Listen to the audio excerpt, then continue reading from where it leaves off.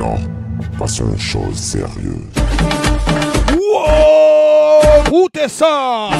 L'association Ralliezot en collaboration avec Léa Prod vous présente le samedi 28 juin le Summer Festa Live du jamais vu. Le barbecue à volonté de 12h à 6h du matin. Plus de 30 artistes en showcase, suivi de 2 groupes en live, Capable et Saphir, groupe 100% féminine. À ne pas oublier la grosse soirée animée par DJ Dom, DJ Kinjak, DJ Pascal et DJ Mario le band d'acier. Prix d'entrée 20 € en prévente sur Bizouk, rien que sur Bizouk. Sur place, 25 € par personne. Enfants moins de 12 ans, 15 €. Réservation des tables obligatoire jusqu'au 25 juin et réservation des stands 07 68 91 44 92. Martinique Actualité. Bonsoir à tous et bienvenue sur Fusion, votre source d'actualité en Outre-mer. 14 ans qu'elles envahissent nos côtes et toujours pas de solution miracle. Et oui, les sargasses refont leur show en Martinique et Guadeloupe. Des tonnes d'algues brunes, puantes, toxiques et encombrantes. Et pendant qu'on rame à les ramasser, on parle désormais de valorisation, traduction. Et si on faisait du business avec ce fléau? Briques, cosmétiques, biocarburants, engrais, sur le papier, tout est possible. Mais dans les faits, entre métaux lourds, arsenic et bon vieux chlordécone, il va falloir décontaminer avant de rêver à l'usine du futur. Pendant ce temps, collectivités scientifiques tâtonnent, on dépense, on expérimente, on débat et on attend. Mais Olivier Marirène, président de la commission économie bleue à la CTM, remet les pieds sur terre. Il faut faire le tri, trop d'idées, trop de rêves, pas assez d'argent et attention à chacun voit l'opportunité économique, mais ça coûte une blinde. Il appelle donc à la mutualisation des moyens à long terme. Parce que si chaque collectivité joue au solo, c'est la facture qui va finir par noyer tout le monde. Résultat, des millions engloutis, des algues qui s'empilent et une promesse encore dans les cartons. À ce rythme-là, les sargasses ont le temps de se recycler toutes seules. Avis aux usagers des transports en commun. Ce matin, c'était panne partie sur le réseau de transport du centre. Pas moins de 20 lignes clouées au dépôt en raison de panne technique. Résultat, des arrêts fantômes de Dillon à Saint-Joseph en passant par Tivoli et Petit Manoir. Des lignes clés comme la 1, la 8, la 20 ou la 440 sont à l'arrêt. Autant dire que le bus aujourd'hui, c'était pas un plan B, c'était pas de plan du tout. La régie de transport de Martinique parle de panne conséquente, mais pas un mot sur les délais du retour à la normale. En attendant, sortez les baskets, dépoussiérez les vélos ou armez-vous de patience. Coup de tonnerre en politique guadeloupéenne. Le président de région Henri Chalus a été reconnu coupable en appel ce mardi matin à Basse-Terre dans l'affaire du dépassement de son compte de campagne des régionales 2015. Verdict, 2 ans de prison avec sursis, 25 000 € d'amende, 3 ans d'interdiction de diriger une association et surtout 2 ans d'inéligibilité, mais sans exécution provisoire. Henri Chalus reste donc en poste pour l'instant. Il annonce un pourvoi en cassation, ce qui suspend la peine. Au cœur de cette affaire, un budget officieux de 170 000 € non déclarés et des factures douteuses reliées à une association proche de l'élu.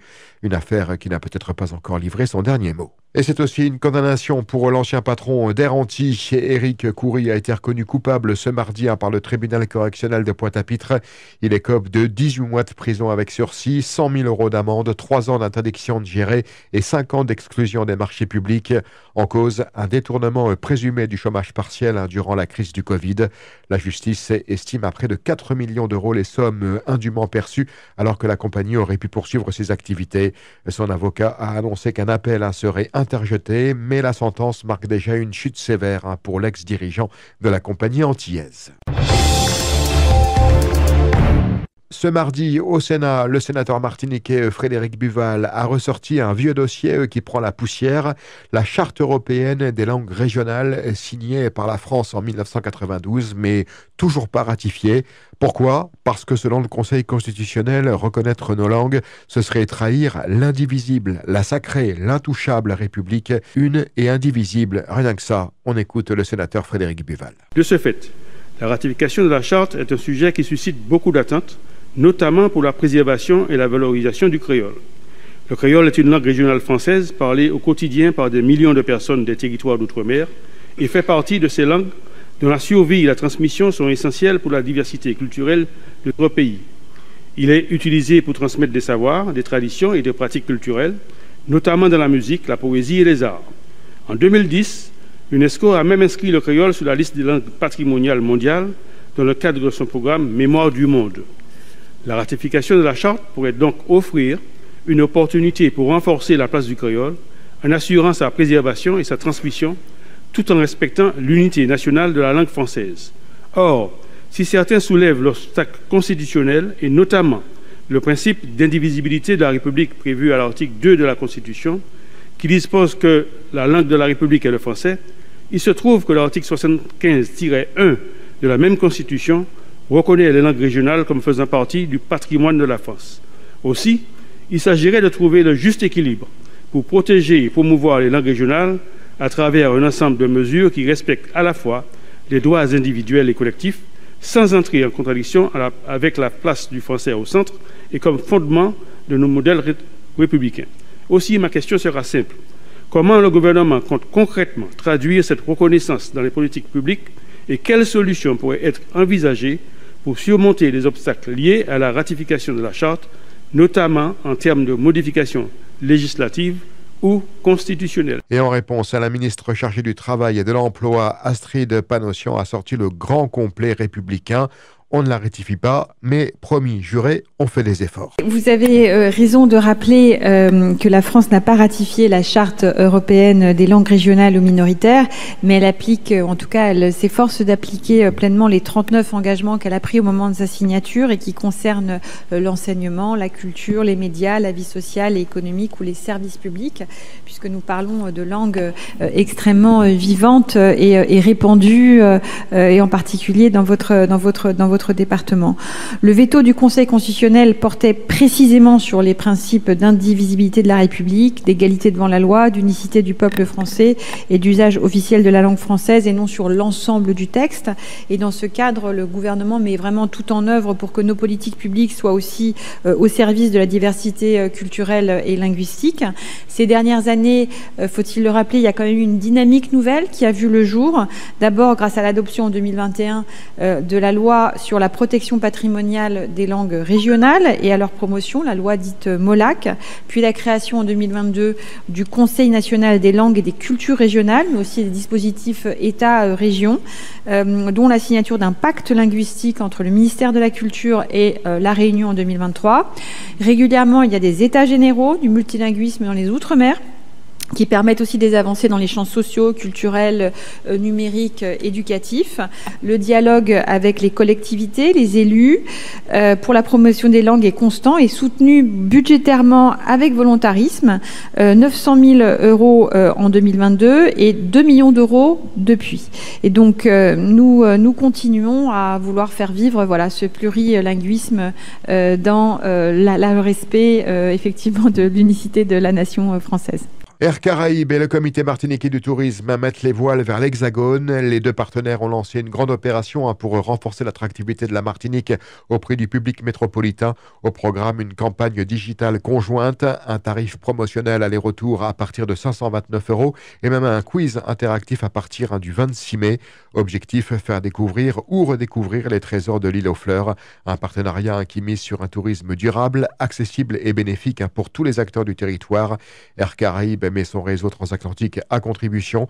Pour son directeur commercial Hugues Edebeau, je cite, « La Martinique est au cœur de notre ADN ». Et côté CMT, Bruno Brival l'assure, une destination de cœur, authentique, ouverte toute l'année.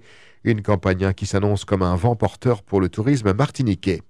Et la Martinique met les voiles vers une mer d'engagement. 2025, année de la mer.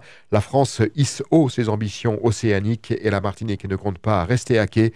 Demain, le préfet réunit les acteurs locaux avant la 3e conférence des Nations Unies sur l'océan à Nice, qui va se dérouler du 9 au 13 juin prochain et où la Martinique défendra ses couleurs au pavillon des Outre-mer.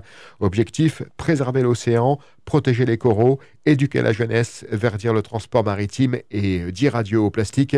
Et chez nous, ça bouge. 21 projets labellisés, un défilé, un filet du futur, des colloques, festivals, concours scolaires et même le Tour des Yoles, tous embarqués pour cette odyssée écologique. En octobre, la Martinique passera même en tête de cortège dans le relais des Outre-mer. Une fierté bleue, une diplomatie maritime assumée. L'océan est vivant, à nous de le défendre. Fierté locale au sommet, la talentueuse Anaïs René Corail a su faire briller la Martinique sur la scène internationale en décrochant une place dans le top 10 du prestigieux concours Top Model International qui s'est déroulé à Monaco le 17 mai dernier. Avec élégance, elle a porté nos couleurs haut et fort avec un panache impressionnant et un cœur grand ouvert. Un immense bravo à Anaïs, un véritable symbole d'ambition et de réussite qui nous inspire tous à viser les étoiles. À vos talons, mesdames, le casting est lancé pour la 40e édition de Miss Beauté Noire Martinique. Elles sont déjà 20 candidates à rêver de la couronne, repérées notamment lors de la Foire Expo de Dillon. Mais pas de panique, les inscriptions restent ouvertes jusqu'en juillet. Le comité, toujours dirigé par l'infatigable Yves Gérard, cherche ses nouvelles pépites pour l'élection prévue fin octobre. Critères, avoir entre 17 et 28 ans, mesurer entre 1m65 et 1m82, vivre en Martinique et surtout avoir du cran, du charisme et un bon niveau général. Et pour les 40 ans du concours, attendez-vous à du lourd, nouveautés, surprises et grand show glamour en préparation. Alors, qui succédera à Laura Ferjul, l'élégante Miss 2024-2025 ? La course à la couronne est lancée. À vos dossiers, la scène vous attend. Voilà pour l'essentiel de l'actualité sur Fusion. On se retrouve demain dès 6h30 pour un nouveau point avec l'info. Mais d'ici là, belle soirée à tous. Outremernews.fr, le site de l'actualité Outre-mer, 24 heures sur 24 et 7 jours sur 7. Retrouvez la chaîne Outremer News sur YouTube.